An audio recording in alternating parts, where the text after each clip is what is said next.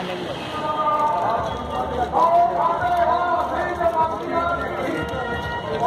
मेरा नाम मीतमान है, मैं तो हरियाणा से हूँ, जज्जर डिस्ट्रिक्ट से।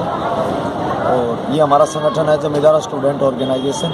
ये तो हरियाणा, पंजाब, दिल्ली और पश्चिमी यूपी इनको रिप्रेजेंट करते हैं। तो हम सब लोग सब जगह से ही हो गए अब तो आप यहाँ कब से हैं? हम तो फर्स्ट डे फर्स्ट आवर, और तब से आपने यहाँ लंगर लगाया हुआ है? साथ में ही आए हैं। 187 ट्रैक्टर पहली खेप में आए थे, तो हम तो उन्हीं में थे। अच्छा, क्या उगाते हैं? हम गेहूँ, हमारा तो हमारे गांव में देखिए ऐसा है, नहर का पानी आता है तो ऑलमोस्ट फसलें हो जाती हैं। अब सोयाबीन वगैरह जो ये लगा दिए, लगभग 37 फसल हमारे गांव में होती है। एक से लेकर गन्ना, उड़द, मूंग और आपका गेहूं, जौ, बाजरा, दाल, सारी चीज़ें उगाते हैं। और आपको इसके लिए उचित दाम मिलता है? नहीं, कितना कम मिलता है?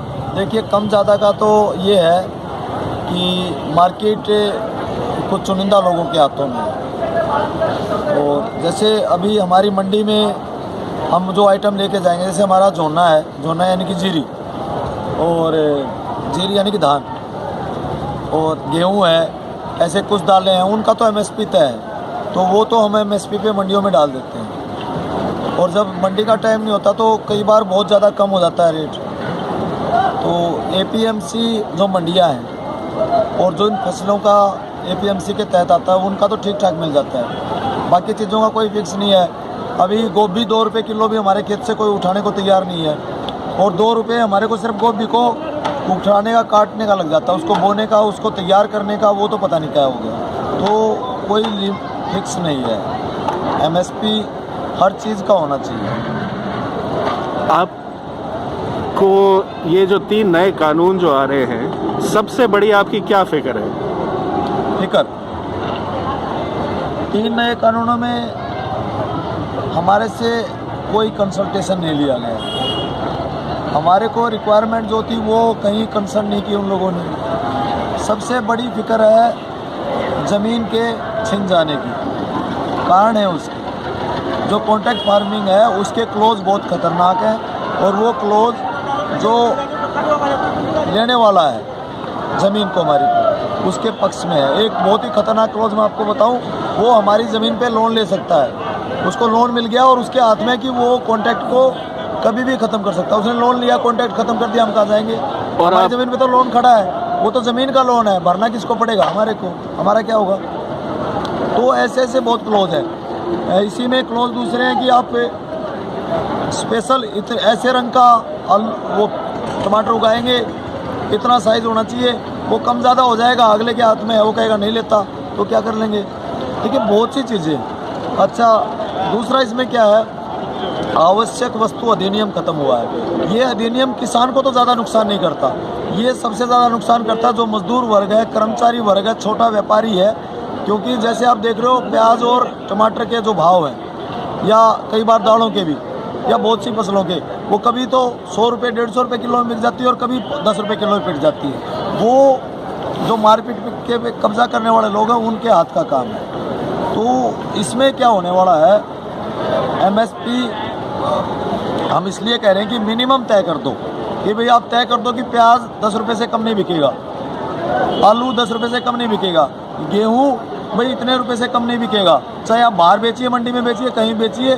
जैसे आपका एमआरपी तय है, आपका कोई भी चीज़ बिकती है उस पर एमआरपी लिखा होता है। हम कहते हैं हमारी चीज़ पे एक एमएसपी तय कर दो कि किसान की फला चीज़ इतने रुपए से कम नहीं खरीदी जाएगी, बस यही है, इतना सा तो चीज़ मांग रहे हैं। लेकिन सरकार तो बोल रही है आपकी आमदनी दुगनी हो जाएगी।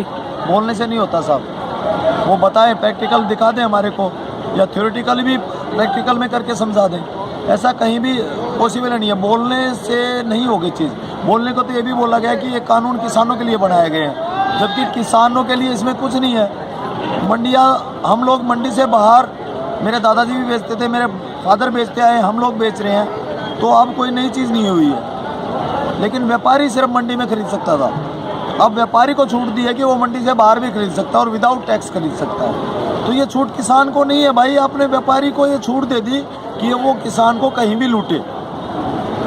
और आप कोर्ट के पास भी नहीं जा सकते? नहीं जा सकते। एसडीएम है, डीसी है, वो उनका आदमी है, वो कोर्ट की पावर थोड़ी ना उसके पास में, वो हमारी क्यों सुनेगा? अब कोर्ट की पावर, आपका पूरा कॉन्ट्रैक्ट निरस्त करने का अधिकार लेने वाले के पास में है। हाँ जी, उधर उधर बात कर लो आप जी।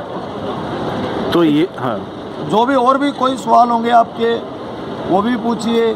हम यहाँ आंदोलन में हैं, पिछले 37 दिन से दिल्ली में हैं। हम लोग 122-23 दिन से इस आंदोलन में, जब से अधिनियम आए हम तब से हैं। फिर इन्होंने ज़बरदस्ती कानून बना लिए, हम इस आंदोलन में हैं। हमारा आज बच्चा 80 साल का बुजुर्ग ये समझता है कि ये बिल्कुल खेती को खतरा है। आज देश में स्टूडियोज़ में बैठ के, नेशनल मीडिया के स्टूडियोज़ में बैठ के आप कुछ भी बोलते जाए, आप हमारे बीच आके आइए, हम स्वागत करेंगे, जलेबी खिलाएंगे, दूध पिलाएंगे, पकौड़े खिलाएंगे, हमारे घर का बना हुआ मट्ठा पिए और हमारे साथ बैठ के हमारे को समझा के दिखाइए कि ये कानून कैसे हमारे हित में है। अगर किसी में हिम्मत है तो आइए समझाइए, हम तो समझने को तैयार हैं। लेकिन ये बात है कि उनको डर लगता है, क्योंकि उनके पास समझाने के लिए कुछ नहीं है। उल्टा हम उनको समझा देंगे कि भैया ये क्लोज गलत है। हम भी पढ़े लिखे हैं, हमारे बीच में भी ट्विटर चलाने वाले लोग, हम पागल थोड़ी ना है। हमारे पास पैसा ही तो नहीं है, हमारी ज़मीन का बराबर रेट ही तो नहीं मिल रहा है, बाकी सब चीज़ें तो हमारे पास भी वैसी हैं। तो ये एक चिंता का विषय है हमारे लिए। आज आवश्यक वस्तु अधिनियम अगर इन्होंने ख़त्म कर दिया, उससे आम कर्मचारी, किसान, में बता रहा था आपको, मर जाएगा। वो इतनी महंगी चीज़ें कैसे खरीदेगा? कंट्रोल चीज़ें नहीं रहेंगी। जब कोई स्टॉक, कोई व्यापारी कितना भी करेगा और अपनी मर्ज़ी से बेचेगा, तो जैसे आपका प्याज टमाटर में रेट बढ़ रहे हैं, ऐसे होगा। क्या कोई गरीब आदमी 100 रुपये केजी खरीद पाएगा? गेहूँ को खरीद लेगा साहब? गरीब आदमी 100 रुपये किलो गेहूँ नहीं खरीद पाएगा। तो वो हो जाएंगे अपने आप ही।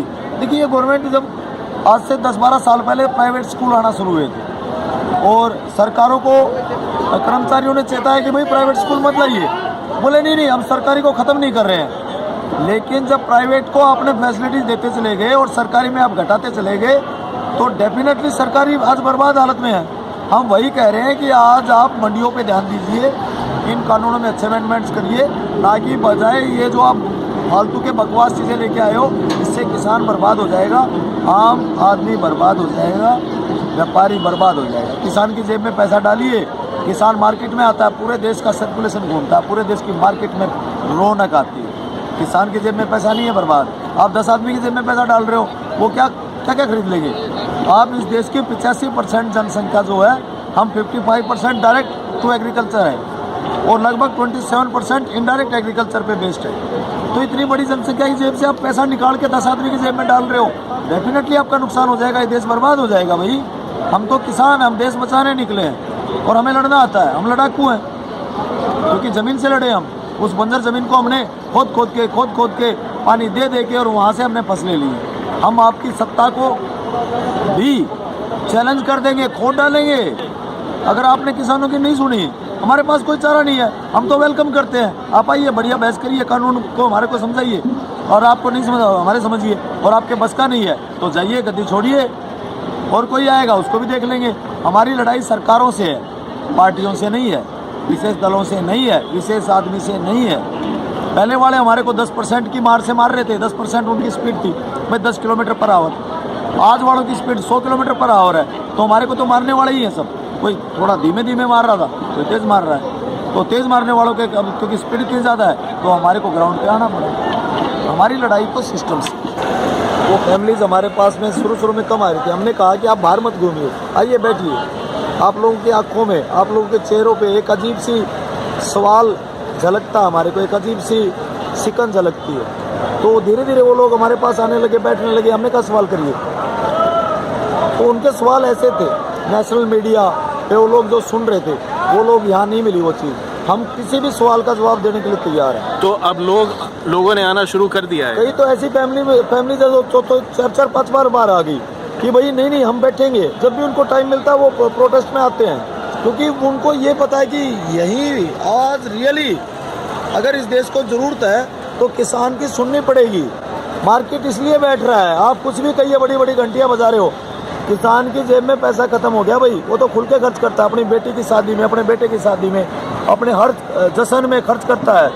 घर की आवश्यक वस्तुएं खरीदेगा, मैन्युफैक्चरिंग बढ़ेगी, जब आप मार्केट में ज़्यादा खरीदोगे तो, और ख़रीदार किसान से बड़ा कोई खरीदार नहीं साहब, क्योंकि उसके पास जगह बहुत होती है, स्पेस बहुत होती है, वो सारी चीज़ें खरीद के भर लेना चाहता है, तो मार्केट दौड़ती है। चौधरी चरण सिंह ने कहा था कि देश का विकास खेत की मेड़ और गांव की गलियों से होकर गुजरेगा।